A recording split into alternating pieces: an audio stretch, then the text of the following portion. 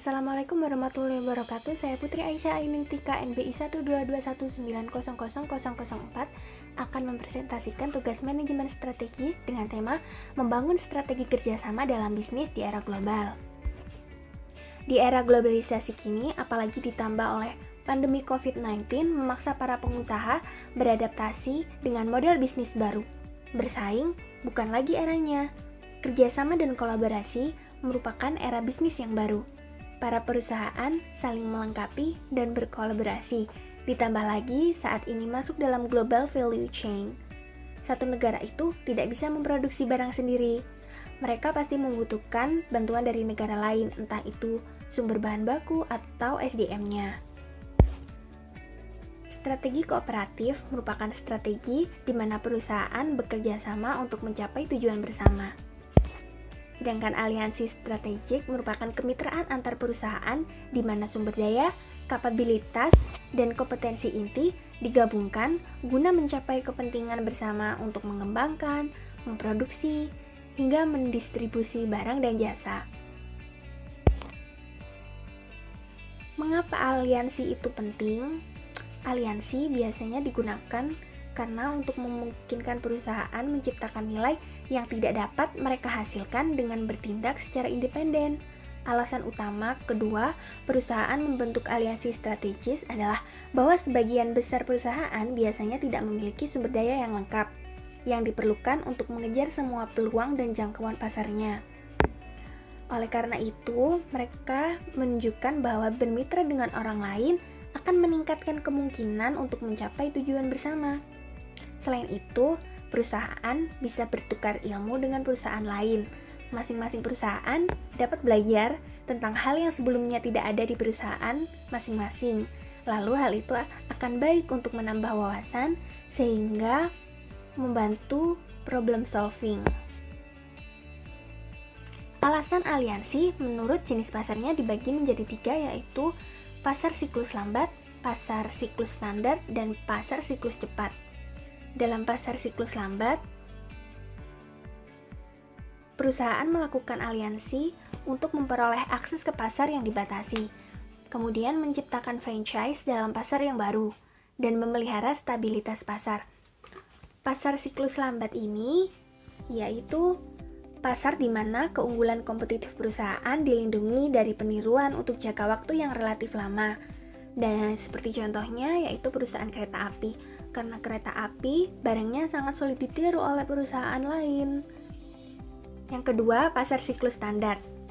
Alasannya melakukan aliansi karena untuk memperoleh kekuatan pasar, kemudian memperoleh akses sumber daya pelengkap, kemudian mengatasi halangan perdagangan, melayani tantangan persaingan, sumber daya cadangan untuk proyek besar, dan juga untuk belajar teknik bisnis baru. Sedangkan pasar siklus cepat merupakan kebalikan dari pasar siklus lambat. Biasanya produknya itu mudah untuk ditiru. Seperti contohnya saja perusahaan snack-snack yang banyak tiruannya. Namun, pasar siklus cepat ini melakukan aliansi untuk meningkatkan kecepatan produk, jasa, atau masuk pasar. Kemudian, untuk mempertahankan kepemimpinan pasar. Lalu membentuk standar teknologi industri, membagi pengeluaran R&D yang berisiko, dan mengatasi ketidakpastian. Jenis aliansi strategik dibagi menjadi 3, yaitu usaha patungan atau joint venture, aliansi strategik ekuitas, dan aliansi strategik non-ekuitas. Joint venture merupakan perusahaan independen yang diciptakan dengan aset bersama dari 2 perusahaan yang berbeda, di mana masing-masing menyumbangkan 50% dari total sahamnya. Contohnya seperti PT Nestle Indofood Cita Rasa Indonesia, yang merupakan gabungan dari PT Nestle SA, yaitu perusahaan dari luar negeri, dan Indofood Sukses Makmur, perusahaan dalam negeri. Yang kedua, aliansi strategik ekuitas, yaitu kemitraan di mana 2 mitra menguasai saham dalam jumlah yang berbeda. Contohnya Boston Scientific yang telah membentuk aliansi dengan Frankenmann Medical Equipment Company, yaitu sebuah perusahaan alat medis di China. Boston Scientific ini membantu Frankenman Medical Equipment dalam produk endoskopi. Kemudian aliansi strategik non-ekuitas, kontrak yang diberikan untuk memasok, memproduksi, atau mendistribusikan barang dan jasa perusahaan tanpa pembagian ekuitas. Jadi, aliansi strategik non-ekuitas ini kurang formal. Contohnya, perjanjian kerjasama kontrak operasional antara PT Prima Batubara Abadi dengan PT Serjo Coal Sejahtera. Tidak ada pembagian saham tertentu. Jenis aliansi strategik berdasarkan tingkat di bisnisnya dibagi menjadi 4, yaitu aliansi komplementer, aliansi untuk mengurangi persaingan, aliansi untuk merespon persaingan, lalu yang keempat adalah aliansi untuk mengurangi ketidakpastian. Berdasarkan tingkat korporat, aliansi strategik dibagi menjadi 3, yaitu aliansi diversifikasi, aliansi sinergis, dan franchising.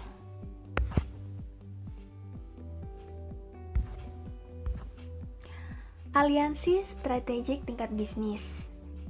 Aliansi strategik komplementer dibagi menjadi 2, yaitu aliansi vertikal dan aliansi horizontal. Sebenarnya apa sih strategi komplementer itu? Strategi komplementer itu merupakan kerjasama tingkat bisnis di mana perusahaan membentuk aliansi dengan pihak-pihak yang berkepentingan seperti pemasok, konsumen, atau pihak lainnya untuk menciptakan keunggulan kompetitif. Jika perusahaan bekerja sama dengan pihak-pihak dari tingkatan yang berbeda dalam rantai nilai, maka disebut aliansi vertikal. Sedangkan jika perusahaan bekerja sama dengan pihak-pihak dan tingkatan yang sama dalam rantai nilai disebut aliansi horizontal. Aliansi vertikal ini mencakup distribusi, pemasaran, aliansi outsourcing, di mana perusahaan mengandalkan mitra hulu atau hilir untuk membangun keunggulan kompetitifnya. Sedangkan aliansi strategik komplementer yang horizontal digunakan untuk meningkatkan strategic competitiveness mitra bisnis. Contohnya, kesepakatan pengembangan produk antara Microsoft dan DreamWorks SKJ, atau usaha patungan antara BMG Entertainment dan Universal Music.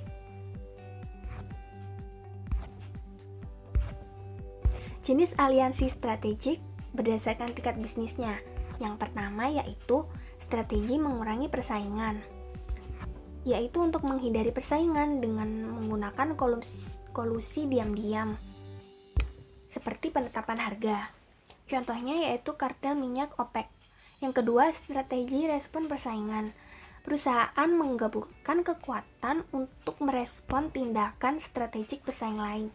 Contohnya yaitu Google yang bekerja sama dengan Intel dan Tag Heuer dalam merespon Apple yang memperkenalkan iWatch. Kemudian, strategi mengurangi ketidakpastian. Aliansi dapat digunakan untuk melindungi dari risiko dan ketidakpastian. Contohnya yaitu kerjasama antara Tesla dengan Daimler AG. Jadi tenaga ahli Daimler itu membantu Tesla dalam mengembangkan Tesla Model S, salah satu model terlaris mereka. Nah, sebagai imbalannya, Daimler AG bisa mengakses desain baterai listrik Tesla yang fenomenal, khususnya teknologi baterai, kapasitas, dan daya jangkau berkendara. Jenis aliansi strategik tingkat korporat. Yang pertama, diversifying alliances, memungkinkan perusahaan untuk ekspansi ke dalam produk atau wilayah pasar baru dengan melalui akuisisi. Contohnya, Samsung Group yang bergabung dengan Nissan untuk mengembangkan model mobil baru. Kedua, aliansi strategik sinergis, menciptakan economies of scope antara 2 atau lebih perusahaan, menciptakan sinergi lintas bisnis antar perusahaan. Contohnya Sony yang membagi perkembangan dengan banyak perusahaan kecil. Yang ketiga, tentunya franchising yang biasa kita dengar. Aliansi tersebut memungkinkan perusahaan untuk tumbuh dan kontrol terpusat yang relatif kuat tanpa investasi modal yang berarti. Contohnya di sekitar kita yaitu McDonald's, di sana, sampai Sisi Boba. Banyak sekali franchise di sekitar kita.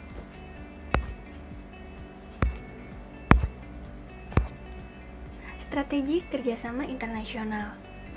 Strategi internasional adalah perjualan produk di pasar-pasar yang berbeda di luar pasar domestik perusahaan.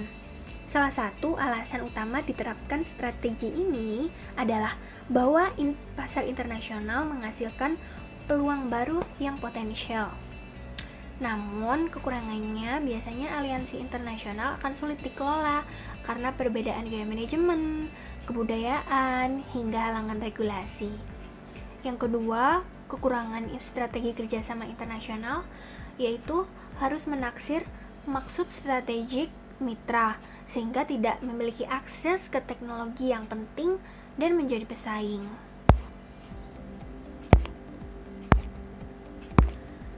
Strategi dari jaringan melibatkan sekelompok perusahaan yang saling terkait, yang bekerja untuk kebaikan bersama. Contohnya, Japanese Keiretsu atau US dan R&D Consortia. 3 jenis jaringan yaitu jaringan stabil, jaringan dinamis, dan jaringan internal. Jaringan stabil merupakan hubungan jangka panjang yang sering muncul dalam industri dewasa dengan siklus pasar yang mudah diprediksi. Jaringan dinamis merupakan tatanan yang berkembang dalam industri dengan perubahan teknologi sangat cepat yang menyebabkan siklus hidup produk yang pendek. Jaringan internal merupakan sistem manajemen yang digunakan untuk mengarahkan jaringan global pemasok dan pelanggan. Demikian presentasi dari saya, mohon maaf apabila ada kekurangan. Wassalamualaikum warahmatullahi wabarakatuh.